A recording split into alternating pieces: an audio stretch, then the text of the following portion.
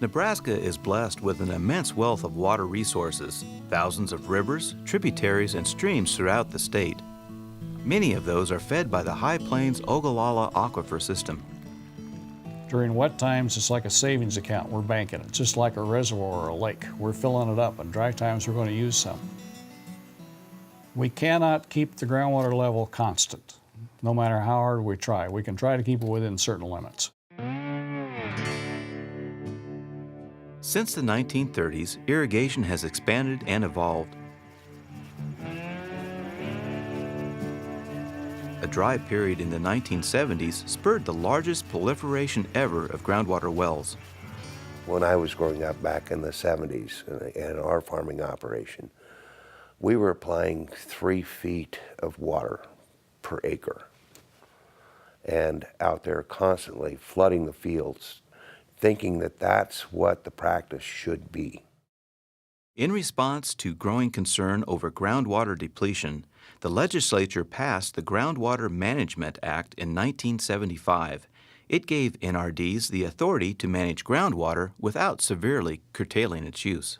Policy of the state back in the 70s and 80s and even into the 90s was to encourage development and encourage more and more irrigation. Under the law, that was the absolute last thing you could try to do under the Groundwater Management Act was to physically stop development. You had to try everything else first, from education to rotation to allocation to whatever, but not to put a moratorium on development.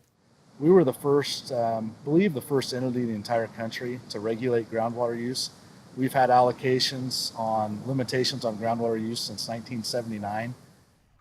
The NRDs had long recognized the need for management plans that integrated both surface and groundwater, but the statutory structure didn't exist.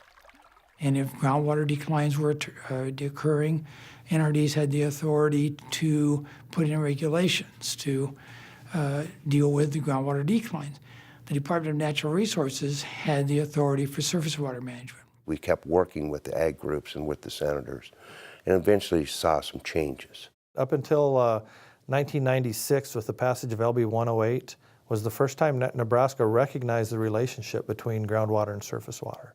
In 2004, LB 962, the Integrated Management Act, was passed. The law provided the needed structure through which the NRDs and the Department of Natural Resources have clearly defined collaborative roles in managing water quantity.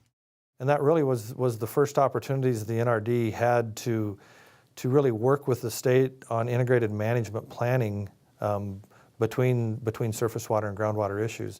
With the passage of LB 962, river basins throughout the state were declared fully or over-appropriated, ushering in a new reality for ag producers and natural resources districts.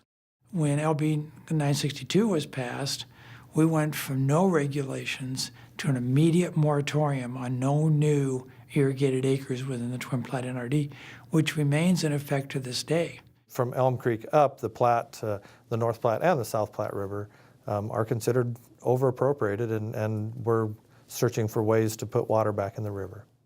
The Platte River Recovery Implementation Program is a basin-wide integrated management plan developed to comply with the Federal Endangered Species Act.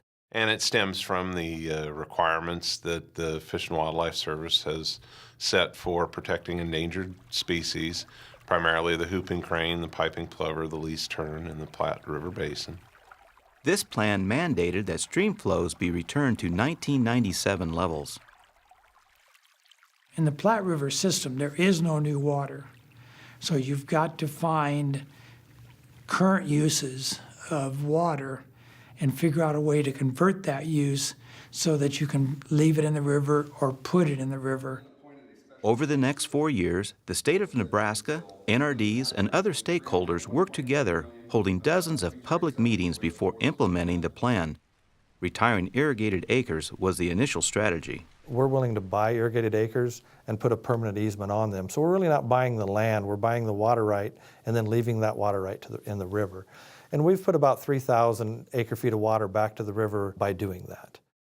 Other innovative solutions were needed to meet stream flow goals without negatively impacting the local economy. Repurposing existing surface water canals was one approach. They were only using them canals for for 3 months during the irrigation season. The rest of the time they just sat there. And we saw the opportunity to use them to divert excess flows. In the spring, rain and snowmelt fill the Platte. When diverted into the canals, it seeps down to recharge groundwater and minimizes flooding downstream.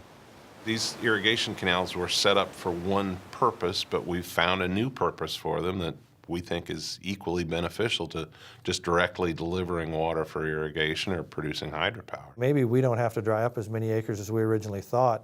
If we can retime some water, or we can work with some of the irrigators on here to put some natural flow back in the river, maybe there's quite a bit of value to us to help us get back to a fully appropriated status without retiring acres.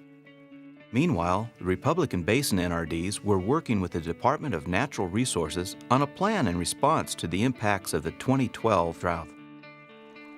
Low stream flows were pushing Nebraska out of compliance with the Republican River Compact with Kansas. The Nebraska Cooperative Republican Platte Enhancement Project, or NCORP, combined stream flow and prairie restoration between the Platte and the Republican. There's 19,000 total acres. 16,000 acres of those used to be irrigated. The NRDs formed an interlocal agency to operate and turn this formerly irrigated farm into an augmentation project. The augmentation wells are generally on this part of the property. The main pipeline goes south here, roughly 7 miles into Medicine Creek. The water is sent down Medicine Creek and it joins the Republican River at Cambridge. From there, it's on to Kansas. This is groundwater from the Ogallala Aquifer that otherwise would have been used to irrigate crops on the 16,000 acres that we retired from irrigation. The project is also repurposing the ground above the aquifer. The pivots have all been removed. The property has been ceded back to native rangeland. NCORP offers other benefits, including hiking and biking trails, rangeland management, grazing, and habitat restoration. And it's a great place for public hunting. There's a lot of upland birds, deer, and other game people can hunt. Generating this groundwater, putting it in the stream is preventing a shutdown of approximately 300,000 irrigated acres throughout the Republican Basin, which is about 1/3 to 1/4 of all irrigated acres within the Republican Basin.